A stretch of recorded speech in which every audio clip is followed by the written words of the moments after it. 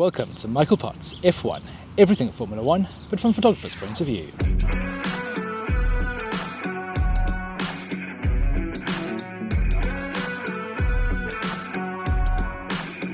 Round 9, the Canadian Grand Prix.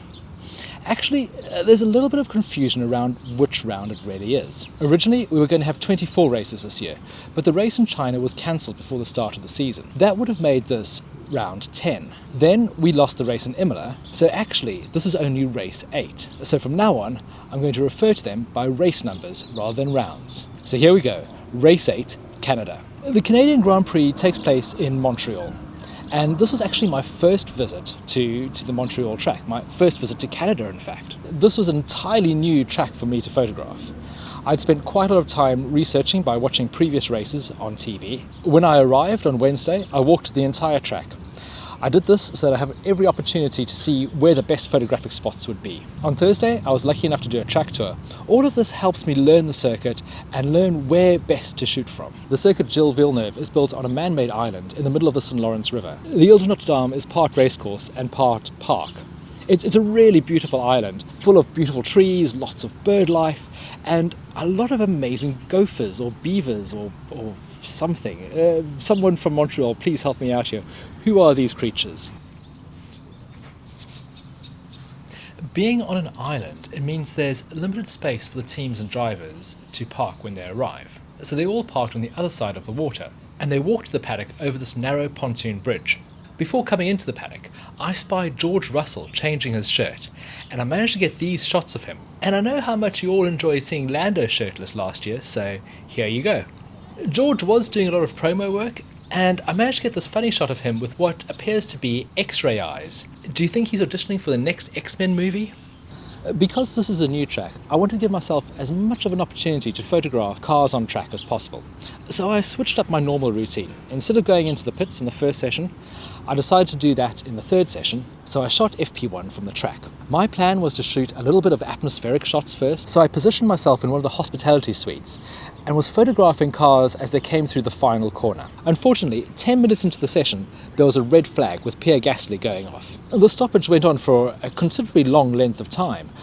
I remember seeing his car coming back to the pits on the back of a flatbed, and still the session didn't restart. I thought there must have been some very bad damage to the barrier. It was one of those situations where, being out on track, we had no idea of what was really going on. And if it wasn't for my mum giving me updates about the CCTV outage that meant they couldn't restart the session, I wouldn't have known what was going on. So the first free practice session lasted for about 10 minutes, and that really gave me very little to work with. Free practice 2 was extended by half an hour, so as I'm sure most of the teams are doing, I had to combine my program from the first session and the second session. I started off photographing down at the hairpin, here again photographing from the grandstands, because you can get really nice and high up here, and it's a wonderful view of the track. And from there I went down and shot at track level. I got this really nice photograph of the cars coming around the corner and the biodome in the background. The very biodome you see behind me. I think it's a pretty cool shot because it's really track specific, and it does bring back memories of the 1967 World's Fair. From here, I race up to the final corner of the track, turn 14. It's also known as the Wall of Champions, because so many world champions have crashed here in previous Grand Prix. Here I was shooting low down, and got a few cars getting quite close to the wall, but in the end there was nothing too dramatic. From here I worked my way around the inside of the track. I was looking for a good place to shoot the start of the race from. While I had done a lot of prep, nothing really compares to seeing cars on track in real life. It's only when you see the cars going around the corners do you see what the racing line is, where the car is braking, how it's moving in the corner. All of this is essential for getting a good photograph. Saturday was very wet. Here's a shot of Toto arriving in the rain, and you can see how much of a downpour there was. It really is Toto, I promise. For the third practice session, I decided to photograph in the pits. My original plan was to spend maybe 10 minutes here before moving on and doing some more cars on track shots. However, whenever it rains, cars in the pits look particularly good, so I spent a bit longer here than I probably would have normally. It's a good opportunity to get close up and get some really good spray shots coming off the wheels. There was a bit of controversy over Charles Leclerc's helmet.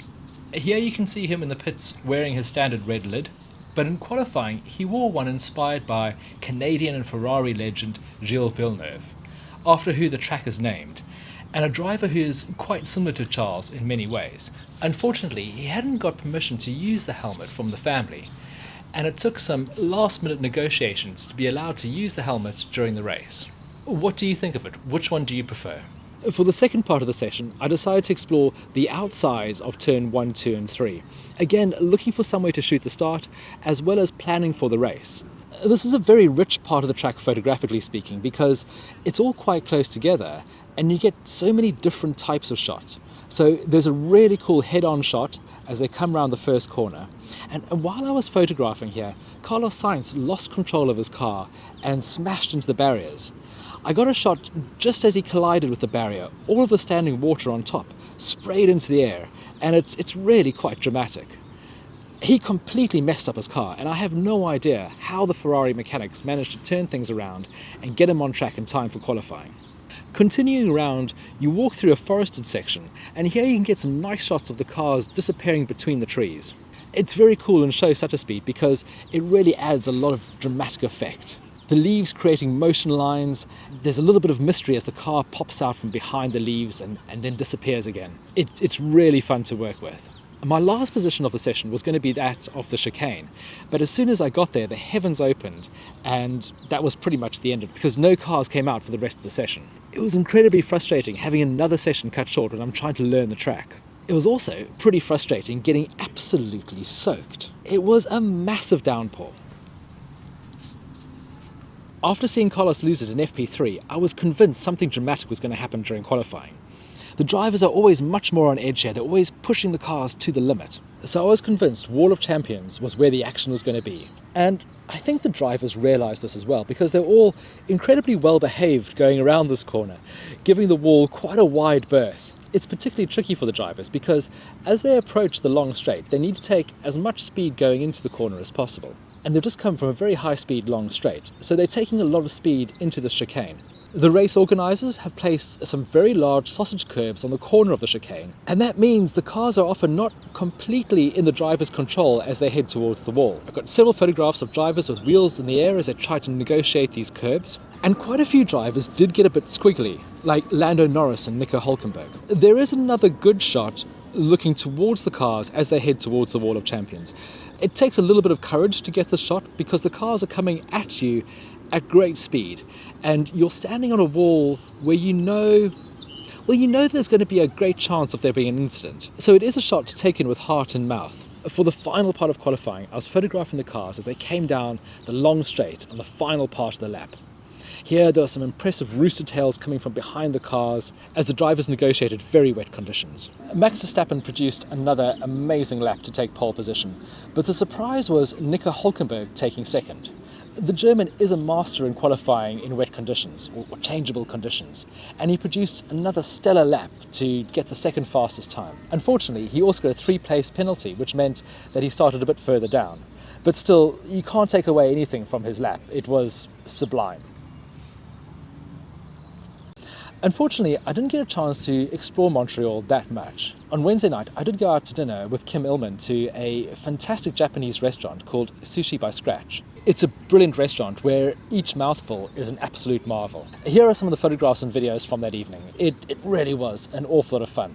Their cocktails aren't bad either. It's the Oro King Salmon from Costco. Nice. So we call this the Kirkland Bite. So it's from New Zealand. Matcha salt, slightly torch, soy sauce, lemon, sea salt, and wasabi stem. Please enjoy. Race day arrived with more threat of rain, and we're all quite looking forward to a race where there's going to be changeable conditions. The grid was a bit light on celebrities compared to Spain and Monaco. I did see Gordon Ramsay and his daughter. The start of the race was really clean, all the drivers got away without any incidents at all. I followed my race route as planned.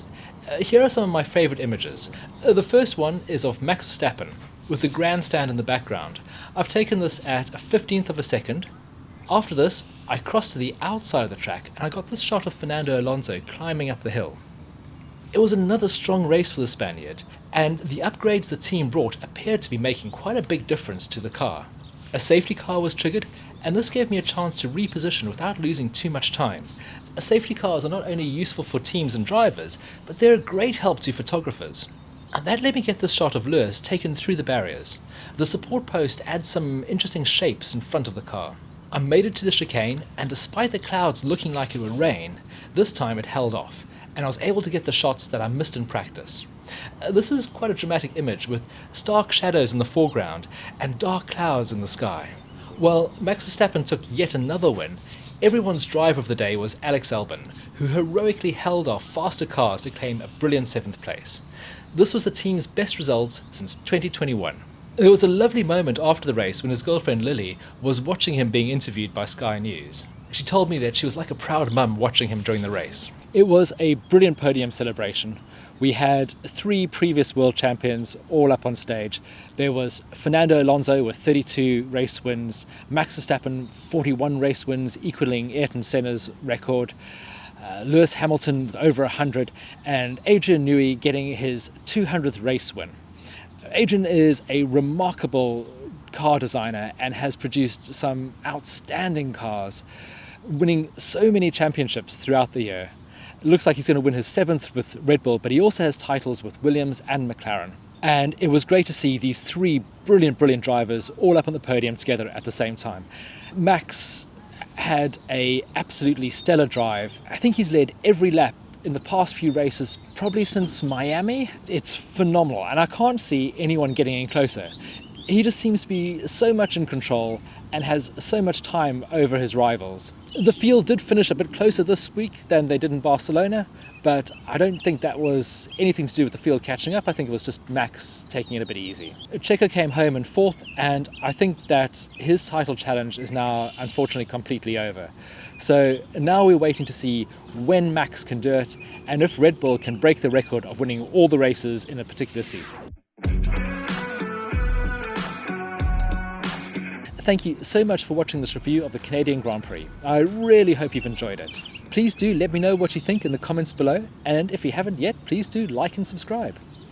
Next, we're off to Austria, and again this is going to be another track that favours Max. It's Red Bull's home race, and you can see the Orange Army out in force. So until the next one, goodbye.